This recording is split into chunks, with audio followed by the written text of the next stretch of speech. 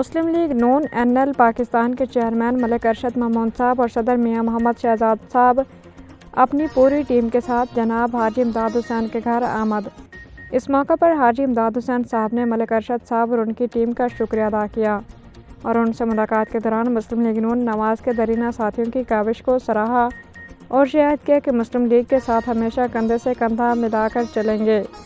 حاجی امداد کے بیٹے شاہ رخ امداد کو وائس چیئرمین کا عہدہ دیا اور ساتھ ہی گرین کارڈ اور مجاہد سرٹیفکیٹس بھی دیا گیا۔ اس موقع پر ملک ارشد صاحب نے کہا کہ مسلم لیگ نون عوام کی نمائندہ جماعت ہے اور ہمیشہ عوام کے لیے کام کیا اور باتوں کی سیاست نہیں کی، عملی کام کر کے دکھایا۔ آج وزیر اعلیٰ پنجاب کی قیادت میں پنجاب ترقی کی راہ پر گامزن ہے اور آئندہ بھی مسلم لیگ نون ایسے ہی عوام کی خدمت جاری رکھے گی۔ مسلم لیگ نون NL اپنی عوام کی خدمت کو اپنی ترجیح سمجھتے ہیں اور ہمیشہ نواز شریف کے شانہ بشانہ کھڑے ہوئے ہیں۔